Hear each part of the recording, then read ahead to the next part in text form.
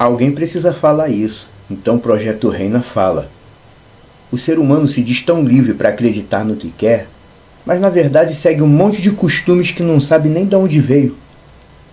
Um grande exemplo disso, talvez o maior de todos, é a celebração de aniversário. Quem estuda as coisas do Deus Eterno sabe, pelo menos em tese, que existem vários tipos de idolatria. Só que as pessoas nunca têm uma noção bem definida em relação a isso, desses tipos de idolatria. Que tipos de idolatria são esses? Na verdade, a celebração de aniversário é um tipo de idolatria. Mesmo que você não queira ouvir isso, alguém precisa falar sobre isso. Celebrar o dia natalício é uma das formas mais antigas de idolatria e é o paganismo mais bem aceito de todos. O costume de celebrar dia natalício veio da onde? Do Antigo Egito. Os faraós eram considerados seres divinos e por isso o dia de nascimento deles era um evento importantíssimo. Era o nascimento de um deus, por assim dizer. E mais tarde, na Roma Antiga, os imperadores também tinham seu dia natalício celebrado. Mas tem um detalhe pouco divulgado e pouco conhecido pela Igreja. Os irmãos messiânicos do primeiro século, os discípulos de Yeshua da época da Querrilá, quando a congregação era correta, eles não celebravam dia natalício. Eles consideravam isso como paganismo, que é o que realmente é. Veja só como o cristianismo conseguiu afastar as pessoas do Deus Eterno sem elas nem perceberem. No primeiro século, na época da Querrilá, quando os fiéis tinham autoridade para operar milagres, etc. e tal, nenhum fiel sentia falta de celebrar dia natalício. Mas depois que todos os 12 de Yeshua morreram e a Querrilá foi transformada em igreja, todos os paganismos foram incorporados, pouco a pouco, pela própria igreja que estava se formando. A criação da data chamada de Natal foi a cereja do bolo, onde supostamente estariam celebrando o nascimento do homem Yeshua. As celebrações natalícias começaram a se tornar mais populares, porque afinal de contas, se o próprio Salvador tinha um dia natalício para ser celebrado, inventaram isso para popularizar esse paganismo. Hoje nós temos como saber que o homem Yeshua não nasceu no mês correspondente a dezembro. Mas como o catolicismo foi criado justamente para oficializar todos os paganismos da época, seus seguidores acabaram aceitando isso. Aí possivelmente alguém vai dizer, mas que exagero, qual o problema de se celebrar mais um ano de vida? Os irmãos do primeiro século não celebravam o dia natalício porque eles sabiam que isso é um paganismo e um tipo de idolatria.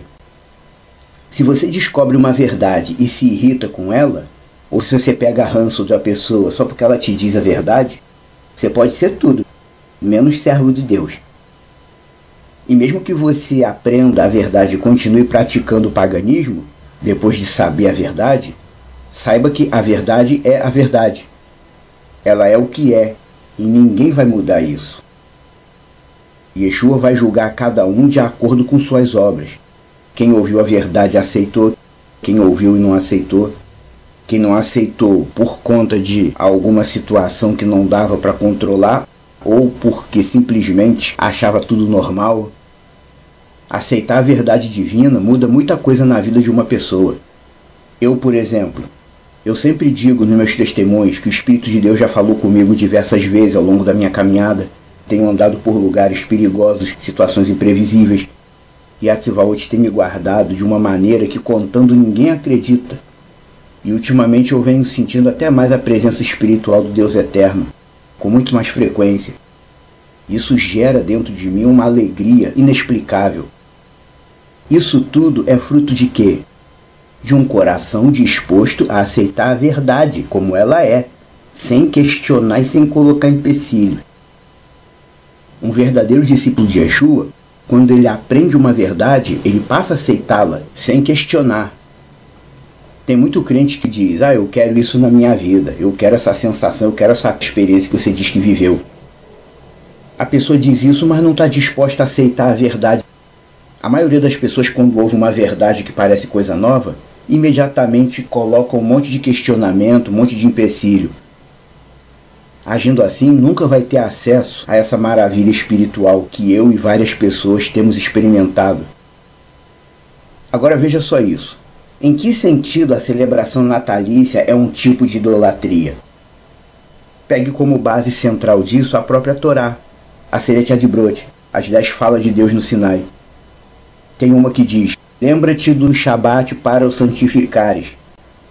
O próprio Yah, Deus Eterno, tem como ordenança um dia dedicado a Ele. As pessoas não ligam para isso, não praticam isso, não querem saber disso. Quantas pessoas dedicam um dia ao Deus Criador? Você conhece alguém que faz isso? Mas quando alguém faz uma celebração natalícia, a pessoa vai e bota na rede social: fulano, hoje o dia é seu, hoje o dia é todo seu. E fazem questão de frisar isso. Mas e Yatzvaot, o Criador de tudo? E o dia dele, que é mandamento e a maioria ignora? E tem outra coisa também. Ninguém conquista mais um ano de vida. Ninguém. Todo ser humano vem ao mundo com um período de existência já fixado, já determinado pelo Deus Yatzvaot. Todo mundo. Lembra do texto de Eclesiastes? Há tempo para todas as coisas. Tempo de nascer, tempo de morrer. O indivíduo que nasce aqui nesse mundo e vive até os 90 anos, ele veio ao mundo para viver 90 anos. O indivíduo que morre com 15, 16 anos, 20 anos de idade, ele veio para isso mesmo. Mas como tem regras que possuem exceções, o texto de Eclesiastes também diz que a pessoa que vive de modo perverso demais, ou quem vive como louco, como se diz por aí, vive a 1000 por hora fazendo um monte de coisa sem pensar em consequência de nada, pode acontecer de Yatzvaot, Deus Eterno, tirar essa pessoa do mundo antes do tempo determinado, porque o texto sagrado prevê essa regra. Conclusão: ninguém está ganhando mais um ano de vida no mundo. Na verdade mesmo, a vida humana é como se fosse uma espécie de contagem regressiva, cuja data limite ninguém sabe qual é. Eu não sei se eu vim ao mundo para viver 70 anos, 80 anos, mas a minha vida vai seguir até onde tiver que seguir, porque Yah já determinou o dia da morte de todo mundo. Logo, não faz o menor sentido comemorar dia natalício. Fora o fato de que esse costume foi inventado para bajular reis e faraós. Quando você diz: fulano, hoje o dia é todo seu, hoje é tudo para você, não está claro que isso é um tipo de idolatria? A tua felicidade do dia gira em torno do fato de que há não sei quantos anos atrás essa pessoa veio ao mundo. Vir a esse mundo não é necessariamente um motivo de comemoração. O capítulo 7 de Eclesiastes diz assim: melhor é o dia da morte do que o dia do nascimento. Mas eu nunca vi nenhum pastor pregar isso. Para Yatzvaot, o Deus Eterno, o dia da morte é melhor do que o dia do nascimento. Você já leu isso na sua Bíblia? Por que, para Yatzvaot, Deus Eterno, o dia de morrer é melhor que o dia de nascer? Porque é nesse dia que tudo toma seu devido lugar. Todo mundo se diz filho de Deus, todo mundo diz que é muito bom, todo mundo está no céu.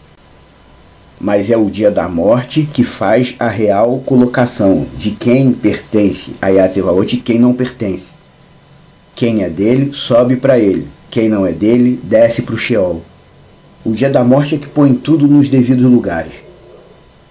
E isso sem contar que, no caminho de Deus, nós somos ensinados a olhar para a eternidade, vislumbrar aquilo que é eterno. Os grandes homens de Deus desse mundo não estavam presos ao desejo de ficar aqui. Você pode ver que 99% dos seguidores de cristianismo não gosta da ideia de que um dia vão ter que morrer e sair do mundo. E esse é mais ou menos o mesmo percentual de pessoas que não conseguem entender que celebração natalícia é paganismo. Pense mais nas coisas do alto, como está escrito em Colossenses. Yatzvaot, o Deus Criador, ele não precisa de ninguém. Antes dele criar o homem, ele já vinha existindo sozinho, entre aspas, há trilhões e trilhões de eras incontáveis. Lembre-se disso, porque só vai habitar com ele quem se adaptar à lei dele.